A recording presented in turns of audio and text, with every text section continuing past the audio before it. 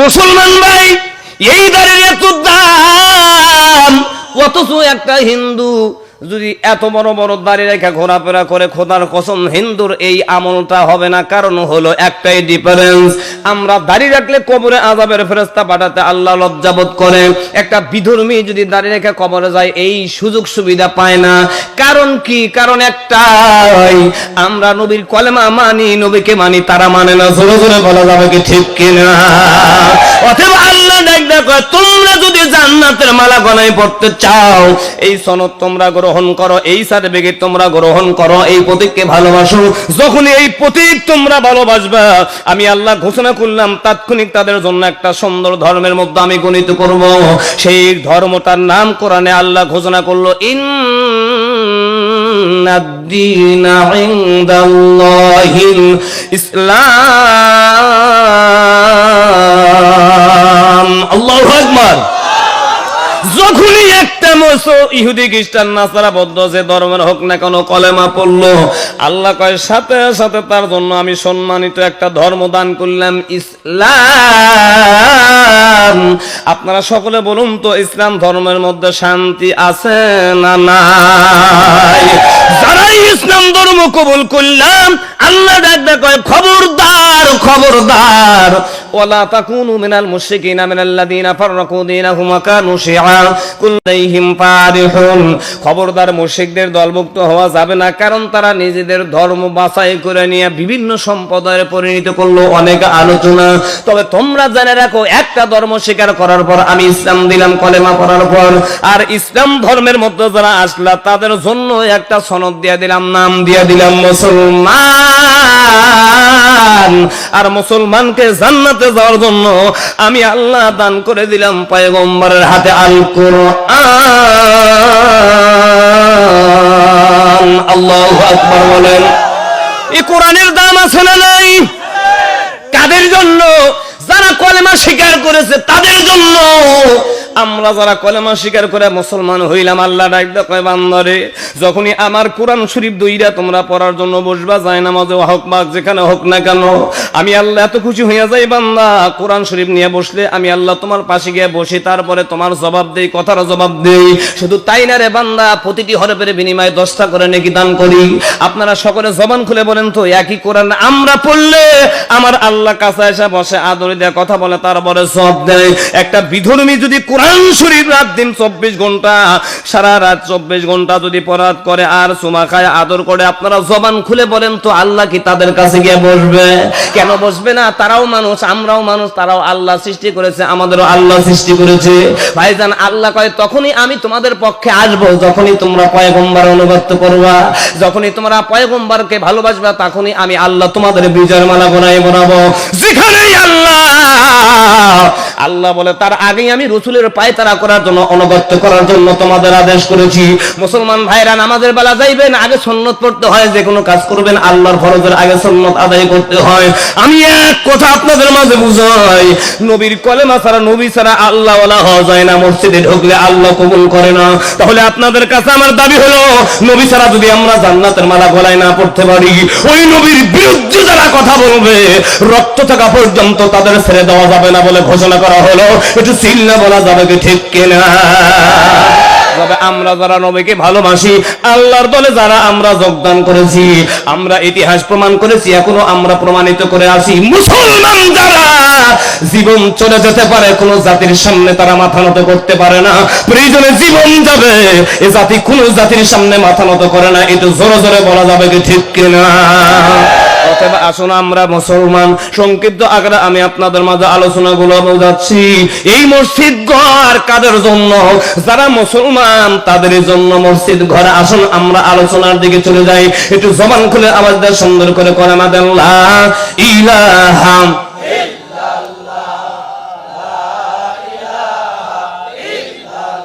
এটা মহব্বত, লা ইলাহা ইল্লাল্লাহ, লা ইলাহা।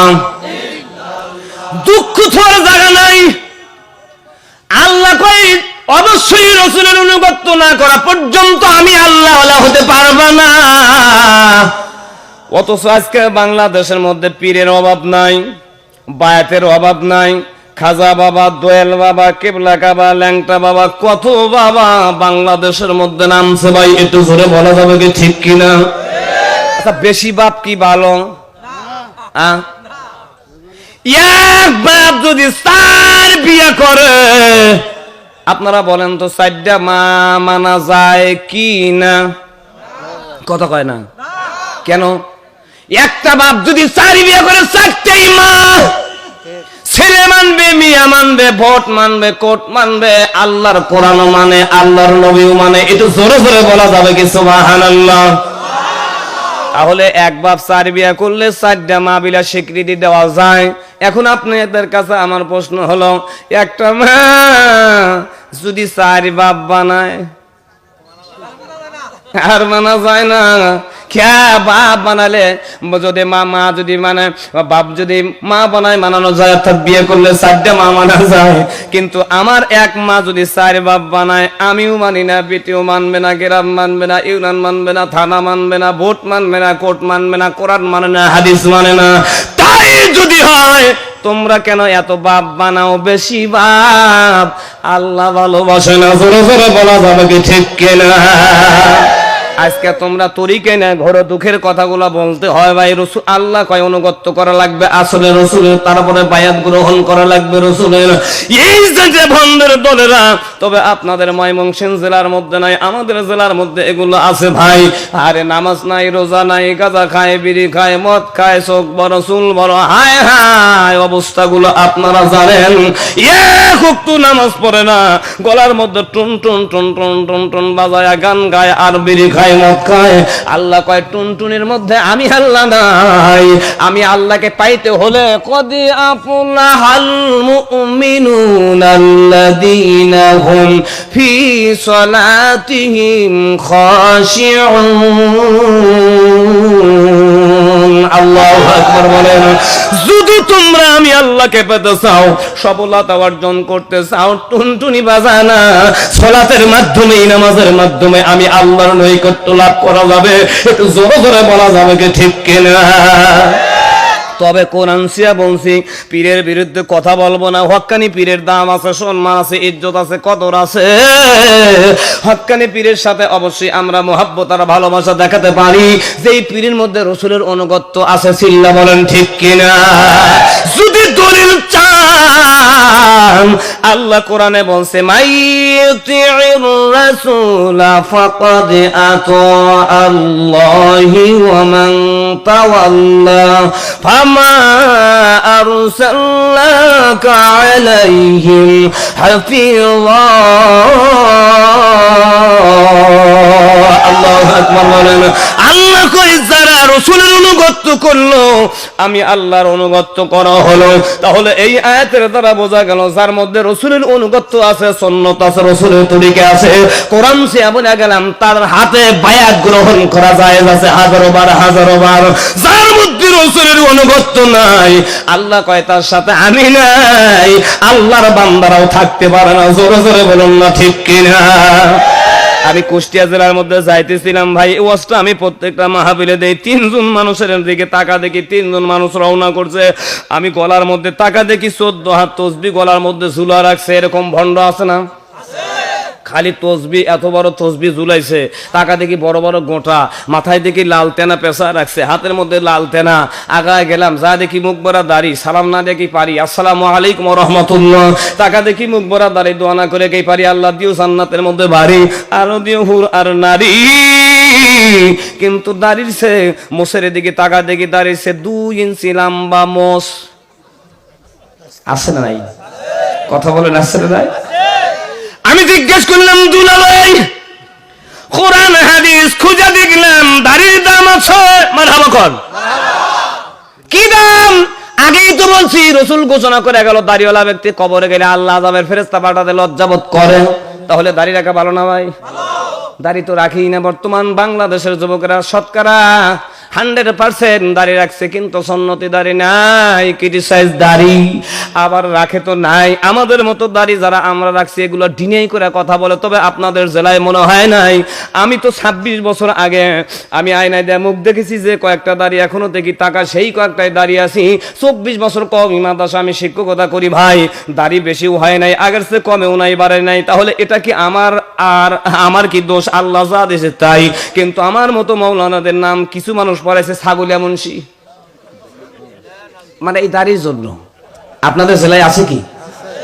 কেউ গায়ে শুক্র মুন্সি, আবার মোটা ছোটা মৌলবি যারা আলেম সাবদের হলে আলেম আছে না নাই? এদের বাদ দেয় নাই। এই জানোয়ার গুলা কিছু কয় পাটা মুন্সি জোরে কর নাউজুবিল্লাহ। এ ভাই খোদার কসম করে বলি, রাসূলের সুন্নতের বিপক্ষে যদি একটা কথা তোমাদের বলা হয়, আল্লাহ নিজেই ঘোষণা করলো আখিরাতের ময়দানে, আমি রব্বুল আলামিন ঘোষণা করলাম রে বান্দা, পয়গম্বর যতক্ষণ পর্যন্ত তোমাদের মাপ না দিবে আমি আল্লাহ ততক্ষণ পর্যন্ত তোমাদের মাপ দেব না। একটু জোরে জোরে বলা যাবে কি সুবহানাল্লাহ? তাহলে দাড়ির বিপক্ষে কি কথা বলা যাবে?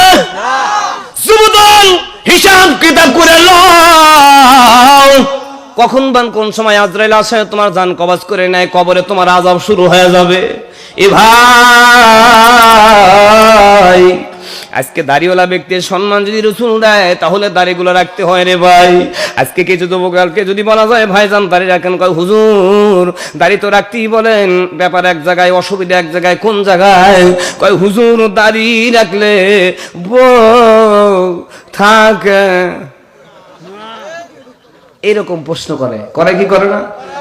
আল্লাহ কয় বান্দা তুই এরকম প্রশ্ন করবি আমি জানি, এজন্য কোরআনে আনসার আমি আল্লাহ আগেই দিয়ে রাখছি। মারহাবা জোরে কোন। যে বান্দা যে প্রশ্ন করবে আনসার গুলো আল্লাহ কোরআন আগে দিয়ে রাখছে। বান্দা দাড়ি রাখলে বউ যাবে, অসুবিধা তোমাদের নাই। আমি আল্লাহ ঘোষণা করলাম মাসনা ওয়া সুলাসা রুবা, শুধু একটা নাই, তোমার প্রয়োজন মতো 4টা স্ত্রী তোমার ঘরের মধ্যে রাখতে পারবে, অসুবিধা নাই। তবে দাড়ি রাখার কারণে যদি বউ চলে যায়, একটা আরেকটা করো, ওটা গেলে আরেকটা করো, ওটাও যাবে আরেকটা করো, ওটাও যাবে আরেকটা করো, কিয়ামত পর্যন্ত যদি বউ যায় আমি আল্লাহ পারমিশন দিলাম কিয়ামত পর্যন্ত বিয়ে করা। একটু জোরে জোরে বলা যাবে কি মারহাবা? তাহলে বউ যাওয়া ভালো না খারাপ? ভালো। আল্লাহ শুধু স্ত্রীর কথা বলে নাই, ওরাও কানু আবাহুম, রাসূলকে মানার জন্য যদি বাবাকে ছাড়তে হয় ছাড়ো, আওয়াবনাহুম যদি পুত্রকে ছাড়া হয় ছাড়ো। অর্থাৎ যারা আছে দুনিয়ার মধ্যে বাপ ভাই দাদা দাদি যা আছে সব ছাড়ো। আল্লাহ কয় অবশ্যই রাসূলকে ছাড়া যাবে না, সব ছেড়ে দেওয়া যাবে। একটু জোরে জোরে বলা যাবে কি ঠিক কিনা? অতএব আমরা দাড়ি রাখলে বউ চলে যাবে, এই ইতিহাস দিয়ে দাড়ি রাখা যাবে না, এটা বন্ধ করা যাবে না ভাই। আপনারা জবান খুলে বলেন আর একটা সততা প্রমাণ দেই, হাফেজ আলেম বাংলাদেশে আছে না নাই? হ্যাঁ, 1000 লক্ষ লক্ষ হাফেজ আলেম আছে। আপনারা বলেন তো কোন হাফেজ মাওলানার মুখে দাড়ি নাই, এরকম হাফেজ মাওলানা পাইছেন কি? মসজিদের মধ্যে যাকে কোনোদিন খুতবা পড়ার সময় ইমামতি করার সময় বয়ান দিতে বলছে, হুজুর কি বলছে, ভাইরা ও ভাই আমি দাঁড়িয়ে রাখছি আমার বউ নাই, আমার বউ নাই। আলেম কি কোনোদিন বলছে আমি দাঁড়িয়ে রাখছি বউ নাই? এ কথা বলে নাই রে যুবক। লক্ষ লক্ষ হাফেজ মাওলানার মুখে দাঁড়িয়ে আছে, তাদের স্ত্রী থাকে, তোমাদের স্ত্রী থাকে না। এই জবাব দিয়ে কখনো আল্লাহর আদালতে পার পাওয়া যাবে না। একটু জোরে জোরে বলুন না ঠিক কিনা? যাই হোক, আমি বললাম ভাইজান সময় যে হতো নাই, আমার স্বল্প টাইম। জিজ্ঞেস করলাম ভাই দাঁড়িয়ে রাখছেন ভালো মুসের আইটেম এত কেন বড়? হাতের দিকে তাকা দেখি একবার সারা, পায়ের মধ্যে তাকা দেখি একবার সারা, কাটাকাটির খবর নাই। আমি জিজ্ঞেস করলাম ভাইজান এই তরিকা আপনি কই পেলেন?